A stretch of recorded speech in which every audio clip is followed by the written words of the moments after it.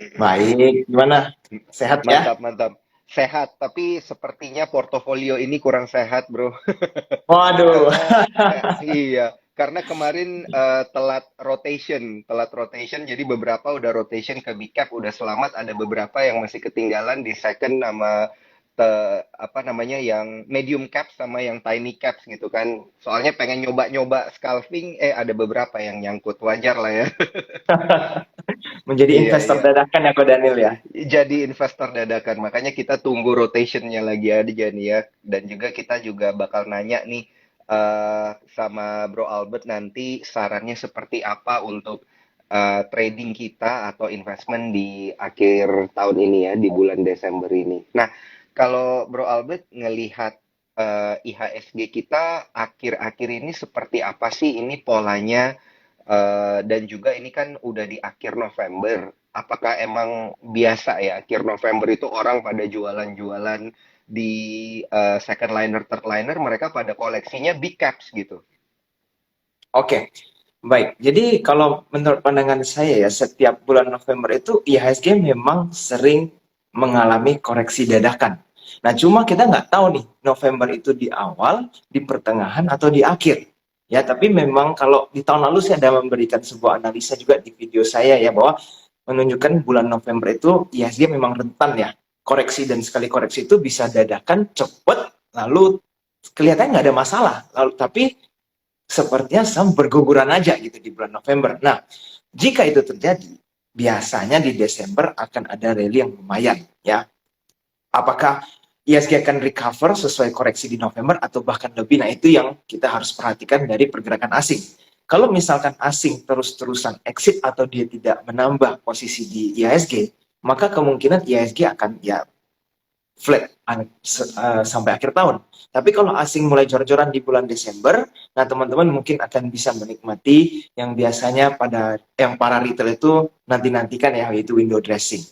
Nah, cuma yang paling menarik di Desember kali ini, di winter kali ini yang pasti adalah call ya. Teman-teman kalau udah dengar dari ya IG Invest sudah ikutin beberapa kali juga pasti aware bahwa kita sudah pegang call cukup lama dan sampai akhirnya winter is coming ya kan, which is trading plan kita memegang sampai winter, dan teman-teman bisa lihat kenaikan call itu seperti apa, dan saham-saham call sampai sekarang pun nggak bosan-bosan di atas ya. Biasanya orang merasakan kayak sudah call sudah pernah naik tuh, tetapi buktinya sampai sekarang call ini malah masih di atas 300, bahkan hampir mencapai 400. Jadi winter kali ini itu agak fenomenal ya, karena di sektor call itu harganya memang fantastis sekali, dan kita nggak tahu akan bertahan seberapa lama nih harga sekarang. Kalau memang terus bertahan sampai 1-2 bulan, itu kenapa kita pusing dengan sektor lain? Kita masih fokus Mm-mm. tetap di sektor call gitu. Masih tetap di batu bara gitu ya. Karena Yes. ya emang berarti kalau kita lihat demand-nya makin ke belakang ini makin tinggi dong ya, ada kenaikan harga. Bener gak sih, Bro Albert? Benar, karena kenapa bisa Mm-mm. semakin tinggi kan? Demand-nya tinggi karena winter. Dan kalau Iya. teman-teman juga ikuti journey ya, di mana Indonesia mulai ekspor coal di berbagai negara Eropa, ya Mm-mm. kan? Nah, Mm-mm. sehingga kita punya omset ya pasti akan terbantu. Jadi bukan Iya. cuma omset naik, margin kita juga luar biasa. Ya kan, dengan harga seperti ini, bayangin aja marginnya, teman-teman bisa lihat laporan keuangan kuartal ketiga beberapa perusahaan batu bara. Itu nanti kalau mau bagikan Mm-mm. uang itu, jangan sampai teman-teman baru FOMO HK sahamnya, ya Iya, kan, lihat iya. dividennya besar, nggak punya sahamnya, baru teman-teman HK, biasanya itu nyangkut yang seperti itu, Hmm. gitu. Oke, oke, oke, oke. Nah, ini paham. Nanti kita akan bertanya lebih jauh lagi, lebih dalam lagi terkait dengan saham-saham coal akan seperti apa Boleh. ini. Karena kalau Ya, dibahas sekarang ini terlalu prematur ya. Jadi yang seru-seru kita taruhnya di belakang nanti, Bro. kita, yes, boleh, boleh. Heeh. Nah, Bro Albert tadi kan sempat singgung terkait dengan kita harus melihat nih akumulasi dari investor asing di bulan Desember gitu ya. Nah, Iya, padahal kalau kalau kita lihat kan ini secara weekly dan secara monthly di November ini sepertinya ada koreksi 2,8 triliun ya di November ya gitu. Nah, benar. ini kalau kalau kita lihat seminggu ke belakang baru ada akumulasi asing nih. dari 1 minggu ke belakang. Nah, berarti di Desember ini kita perlu menantikannya itu berapa lama? Apakah kalau kita lihat setengah bulan aja udah ada akumulasi, itu artinya kita juga ikut untuk beli? Apakah seminggu atau berapa lama sih yang kita butuhin untuk screeningnya ini? Oke, baik. Jadi kita Mm-mm. harus tahu dulu bahwa bukan durasi menjadi patokan sebenarnya ya. Kenapa? Karena Hmm, bisa saja asing akumulasi selama sebulan ini contoh, tapi iya setiap ya. hari dia belinya cuma net buy-nya itu kecil. Berarti kan Mm-mm. jumlah akumulasinya itu walaupun panjang, tetapi kan dananya sangat mini gitu ya. Dibanding dengan Oh, kalau dia akumulasi secara signifikan, tapi cuma butuh waktu 2 minggu contohnya, lalu sudah puluhan triliun atau belasan triliun. Nah itu kita heeh. kelihatan sekali bahwa asing sudah agresif mau balik ke IHSG. Nah sekarang November memang Oh, kelihatannya kan asing justru bukannya jualan. membelanja atau Iya, akumulasi, jualan ya kan, mayoritas iya, masih iya, jualan. Dan iya. walaupun mereka entry-nya nggak seberapa dengan dana mereka yang telah exit dari IHSG. Ya kan, berarti Betul. kita harus ya tetap hati-hati dalam berbelanja karena contohnya begini, ingat IHSG itu kan kalau asing in and out itu kan ibaratnya mereka bandar internasional gitu kan, mereka Iya, memahami iya. IHSG on another level kan.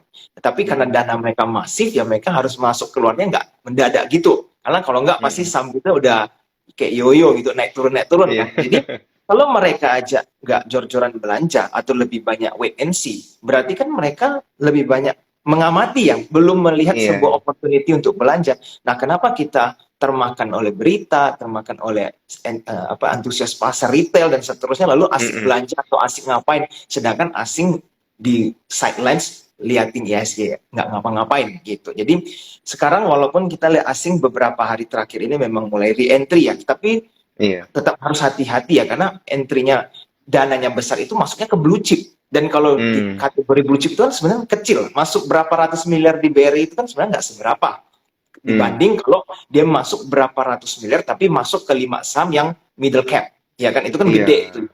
Contoh second liner, saham-saham yang market cap-nya nggak terlalu besar, kalau masukkan puluhan miliar ya akan gede. Cuma kalau kita lihat sementara ini masih di top 4 banks ya, sehingga Mm-mm. masuknya asing ke dalam ISG ini masih belum terlalu solid sih sejauh ini kalau menurut pandangan saya. Kayak gitu kok. Oke, oke. Wah, ini menarik banget ini. Dan benar ya, kalau kita lihat beberapa waktu belakangan ini asing masuknya masih di bank-bank besar aja gitu. Dan juga yang emiten-emiten yang big cap ini. Dan sepertinya memang lebih banyak meninggalkan emiten-emiten yang medium cap. Nah, kalau kita ngobrol tentang emiten big cap ya, bro ya. Ini kan Iya, belakangan walaupun IHSG kita itu eh, ketahan di 7.000 ini kan mayoritas gara-gara emiten banking ya.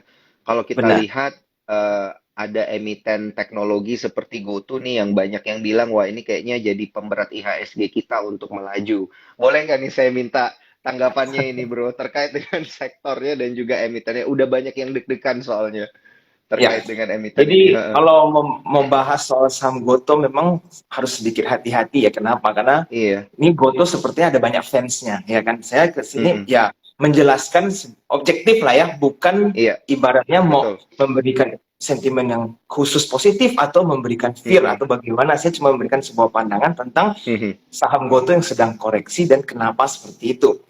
Kalau menurut Mm-mm. saya sekarang memang sentimen terhadap teknologi itu kurang baik ya, secara Mm. keseluruhan internasional maupun secara lokal, ya kan? Mm-mm. Nah, kita perlu tahu dulu, investor-investornya Goto itu kan juga banyak investor kelas kakap, ya kan? Mm. Contoh seperti BlackRock, itu investor yang memang dananya besar sekali dan ada di dalam Goto.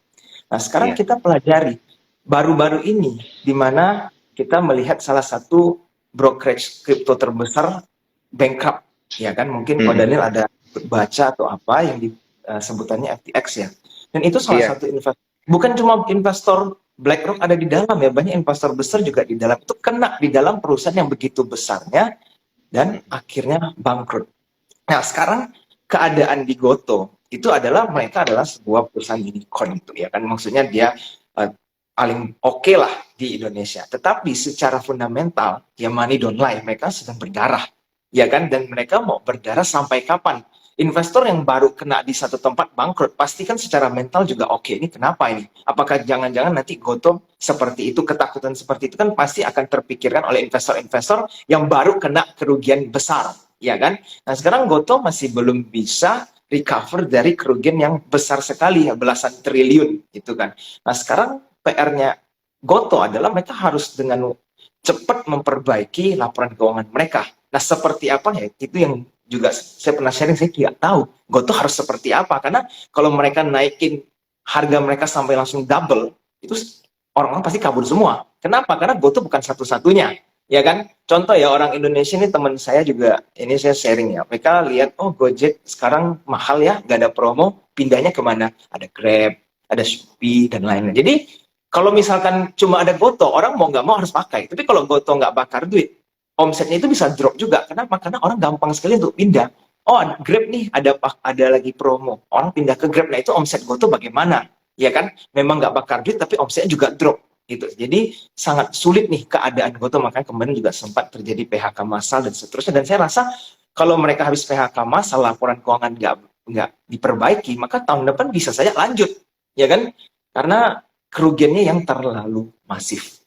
Nah, sekarang kalau sahamnya seperti ini, ya berarti ibaratnya gimana cara mereka nanti ya ibaratnya money maker-nya ini market maker dengan big money-nya ini mau angkut sahamnya, kalau investor aja sudah was-was ya kan, dan perusahaannya is bleeding. Ya bleeding yang at a rate kecepatan yang sangat mengerikan sebenarnya. Cash-nya Mm-mm. butuhkan Mm-mm. 2 tahun bisa habis kalau kecepatan kerugiannya seperti Iya. ini. Bayangin kalau habis mau kemana? Siapa yang mau Mm. invest? Nggak mungkin ada orang yang mau invest dengan keadaan seperti ini. Makanya sekarang memang Goto itu very Mm-mm. risky ya. Kalau memang mereka Mm. berhasil sulap performance mereka menjadi profit dalam waktu 2 tahun, itu spektakuler sekali sih. Itu teman-teman yang udah spekulasi buy mungkin akan cuannya lumayan. Tapi kalau enggak, resikonya ya tetap ada.